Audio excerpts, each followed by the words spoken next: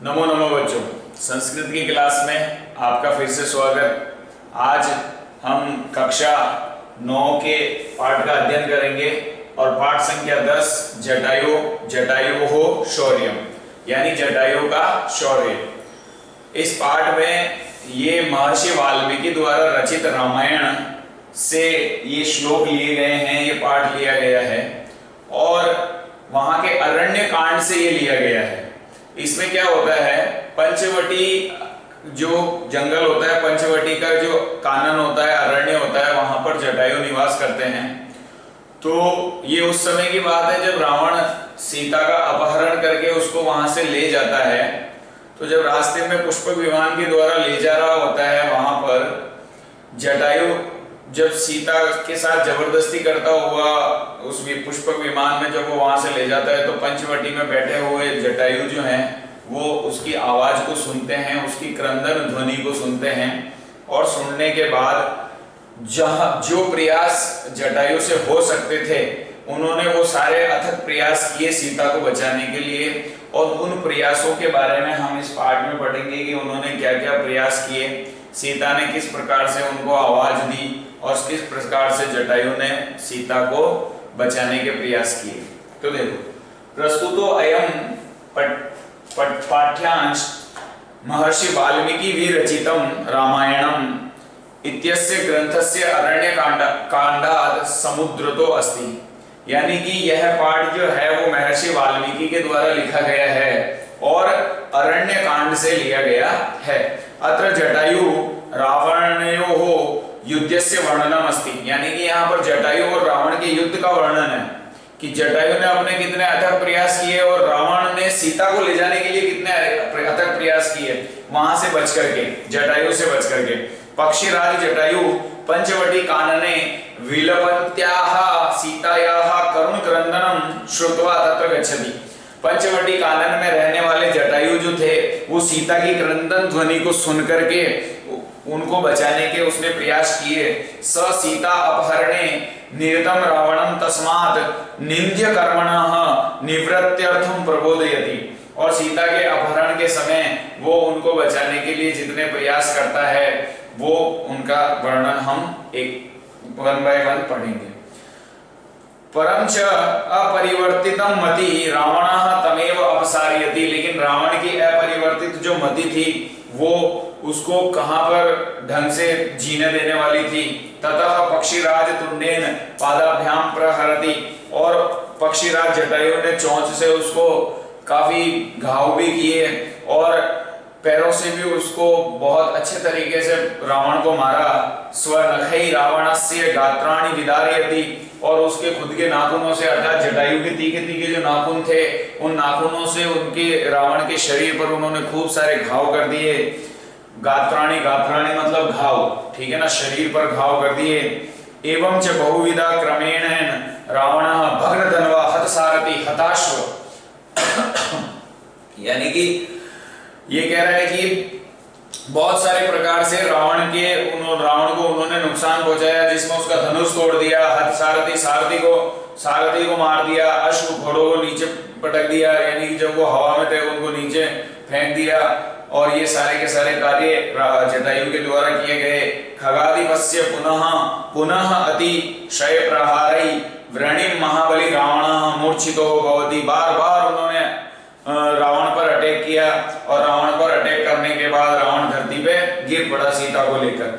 तो ये हमारा थोड़ा सा परिचय था पाठ का। अब हम श्लोक वाइज वन बाय वन करके पढ़ेंगे, ठीक है। तो पहला श्लोक है, सा तदा करुणा वाचो विलपन्ति सुदुखिता वनस्पति गतम गृध्रम ददर्शा आयत लोचना। सा मतलब वह कौन, सीता, ठीक है, सीता के लिए आया है सा।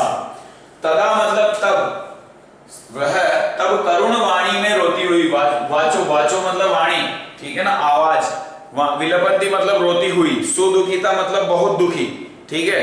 वनस्पति गतम का मतलब होता है कि वृक्ष पर बैठे हुए गृध्रम मतलब गिद्ध को, गृध्रम मतलब क्या हुआ, गिद्ध, ठीक है ना। तो गिद्धराज कौन था, गिद्धराज था जटायु, ठीक है ना। तो ददर्शा आयत लोचना यानी कि उनको उन्होंने देखा। देखो सा मतलब वह करुण वाणी में रोती हुई दुखी जो थी, सीता जब करुण वाणी में रोती हुई दुखी थी, और ददर्शा आयत लोचना अर्थात बड़ी बड़ी आंखों वाली, ये सीता का विशेषण है, बड़ी बड़ी आंखों वाली, दुखी थी, रोती हुई थी, ये 3-4 विशेषण है इसके, ठीक है ना। तो गिरिद्रम गिद्धराज को उसने वनस्पति गदम यानी वृक्ष पर बैठे हुए गिद्धराज को ददर्श बने देखा। तो मतलब क्या हुआ, मतलब ये हुआ कि बड़ी बड़ी आंखों वाली सीता ने, दुखी जो सीता थी उसने, रोती हुई जो सीता थी उसने, सीता ने वनस्पति यानी कि वृक्ष पर बैठे हुए गिद्धराज जटायु को उसने देखा।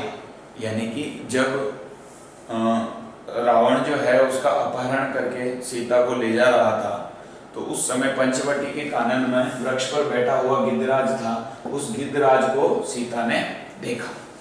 जटायो पश्य मामार्य ह्रियमाणाम अनाथवत अनेन राक्षस केंद्रेण करुणम पाप कर्मणा, यानी कि हे आर्य जटायु, इस पाप कर्म करने वाले राक्षस राज के द्वारा अनाथ की तरह सीता को हरण करती हुई, सीता को हरण किया गया है और ये हरण करके ले जा रहा है। मुझ दुखी को आप देखो, यानी कि जटायु पश्य यानी जटायु देखो, मां मारे हिरिय मानात अनाथवत, यानी मुझे अनाथ की तरह यह हरण करके राक्षसों का राजा जो है रावण, वो मुझ दुखी को और अनाथवत हरण करके ले जा रहा है और ये पाप कर्म को कर रहा है। तो इसलिए आप इसको, हे आर्य जटायु, आप इसको देखो। तम शब्दम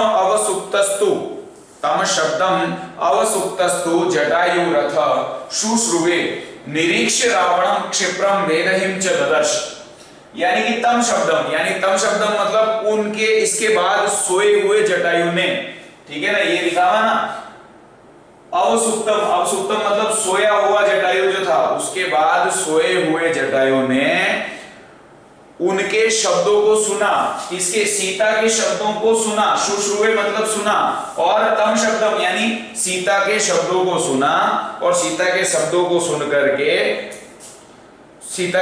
सुन करके उसने शीघ्र ही निरीक्ष मतलब देख करके रावणन यानी रावण को देखा, और शीघ्र ही वेदे ही सीता को भी देखा कि क्या देखा कि रावण जो है वो सीता को ले जा रहा है। तो जब उसने आवाज लगाई, पहले श्लोक में क्या किया कि उसने बोला कि ये देखो, ये यहाँ लिखा हुआ है कि वो रोती हुई है और वनस्पति वृक्ष पर बैठे हुए गिद्धराज को उसने देखा।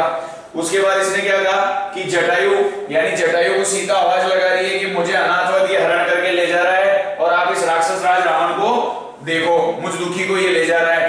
तो फिर ये बात बोलती है सीता, तो उसके बाद जटायु ये बात सुनता है, जटायु के कानों में ये ध्वनि जाती है और जटायु देखता है कि रावण सीता को अपहरण करके ले जा रहा है।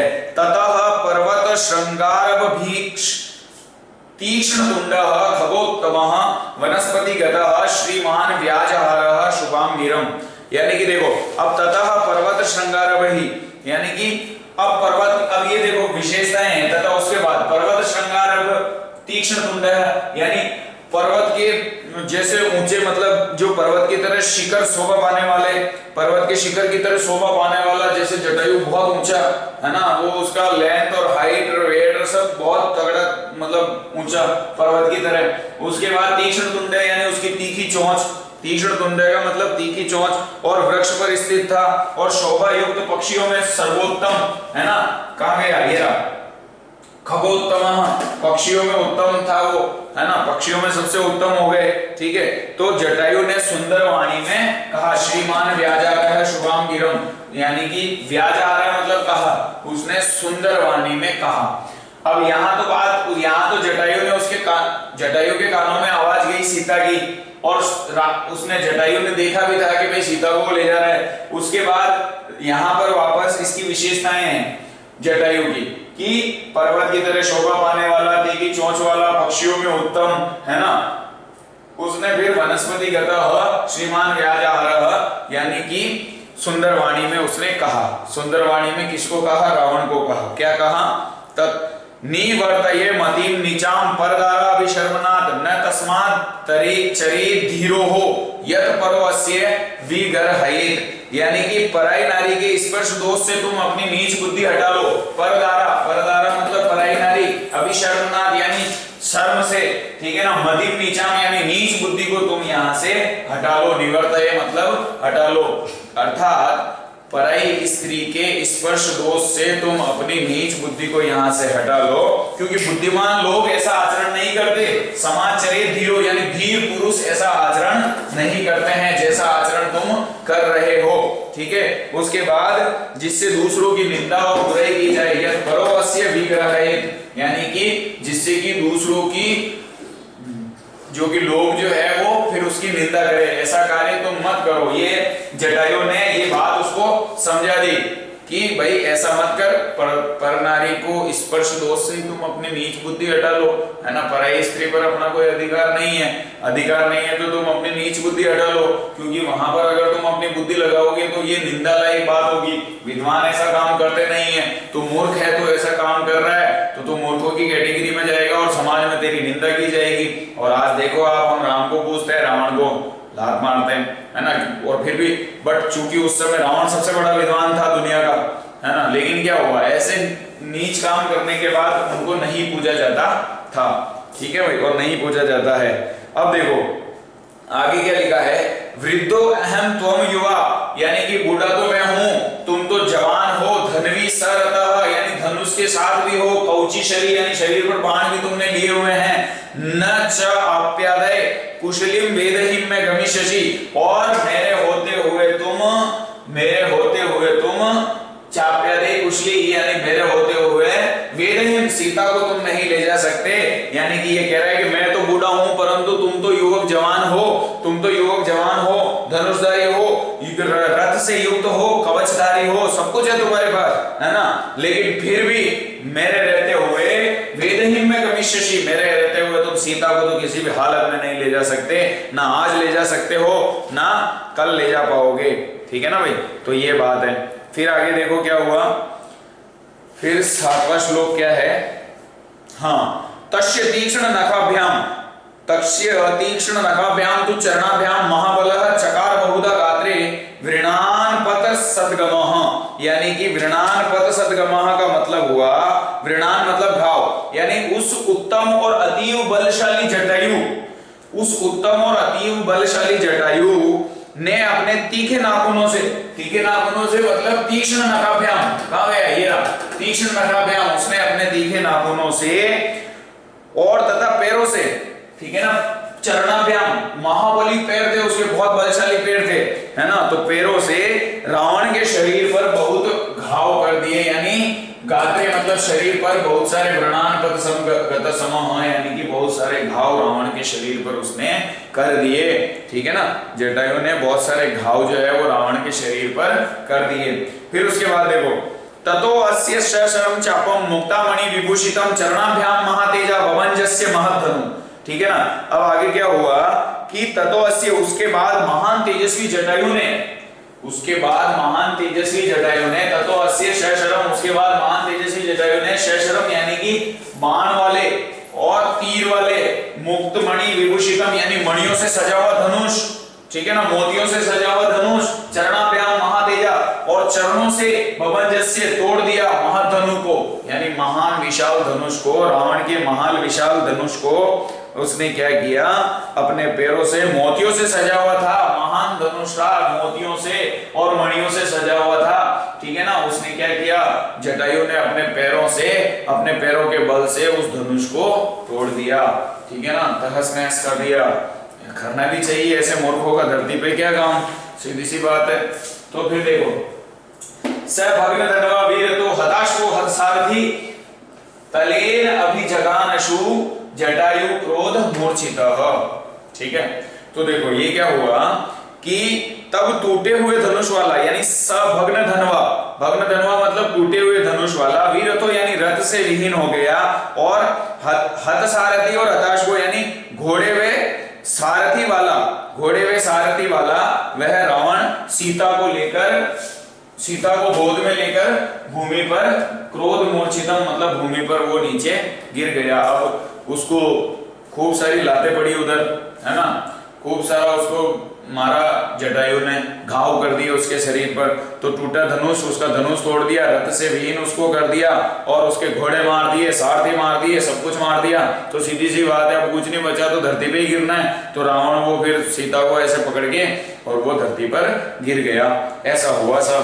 तो आगे क्या हुआ देखो, आगे हुआ, आगे क्या हुआ, आगे ये हुआ कि सम जटायुस्त अतिक्रम्य तुंडेन अस्य खगाधिपः वाम बाहुदंशः तदा व्यवहर दरिंदमः, यानी तब उस पक्षीराज जटायु ने शत्रुओं का नाश करने वाली अपनी चोंच से झपटकर आक्रमण करके रावण की बाईं और दसों भुजाओं को नष्ट कर दिया। ठीक है ना, ये लिखा वाम बाहुम दंशः, यानी दसों भुजाओं को अतिक्रम्य आक्रमण करके सारी की सारी भुजाओं को तहस नहस कर दिया। और रावण को ऐसा सबक दिया कि रावण फिर बाद में भी सोचने लगा कि जरूर उस पक्षी को वो जिंदगी भर याद रखा होगा कि उस पक्षीराज जटायु ने शत्रुओं का नाश करने वाली कौन, चोंच से, ठीक है ना, झपट कर उसने बहुत सारे अटैक किए रावण पे। और रावण पे अटैक करने के बाद बाहुन दंश बाई 10 की 10 भुजाओं को नष्ट कर दिया। और ये इस प्रकार से फिर बाद में तो क्या हुआ, फिर एक बार तो उस समय ये 10 भुजाओं को तोड़ दिया, लेकिन लास्ट में फिर तलवार की मूंछ से उसने उस पर अटैक किया, हमारे उस पे जटायु पे। तो जटायु पे जब उसने अटैक किया तो फिर जटायु वहां पर घायल हो गया, है ना। ये भी उसने, रावण ने जाते जाते ये भी एक अनोखा काम कर दिया कि जटायु को उसने मूर्छित कर दिया। ठीक है ना। मैंने पाठ के शुरू में बोला था कि जटायु ने अथक प्रयास किए सीता को बचाने के लिए। मैंने ये नहीं कहा कि सीता को वो बचा लिया, है ना, सीता को उसने बचा ही लिया था, ऐसा नहीं बोला। अथक प्रयास किए उसने बचाने के लिए, लेकिन समय बड़ा बलवान जगत में, सदा किसी की चाली ना, अपनी अपनी चालन में कसर किसी ने गाली ना। तो बात ये है कि अंत में फिर तलवार की मूंछ से उस पर प्रहार किया उसने, और प्रहार करने के बाद श्री जो जटायु थे वो घायल हो गए और मूर्छित हो गए, धरती पर गिर पड़े। और सीता फिर पिताजी के आवेश में रोने लगी, और रोती रोती सीता को फिर रावण अपने दूसरे साधनों से सीधा लंका में ले गया। तो ये पाठ हमारा यहाँ पर खत्म हो जाता है। जटायु ने बहुत बड़ी शौर्यता के साथ ये युद्ध किया रावण के साथ, जितना हो सका उसने शरीर पे घाव किए, उसने उसका धनुष तोड़ दिया, उसने उसके बाण तोड़ दिए, उसने उसका घोड़े मार दिए, सारथी मार दिया, और उसके 10 भुजाओं को बेकार कर दिया, सब कुछ किया, फिर भी सीता को वो ले गया। तो ये पाठ का यहाँ पर जटायु का शौर्य हमें देखने को मिलता है। आज का पाठ हमारा यहाँ पर समाप्त होता है। फिर हम अगली कक्षा में नए पाठ के साथ मिलेंगे। तब तक के लिए आपको बहुत बहुत धन्यवाद और बहुत बहुत साधुवाद। नमो नमः।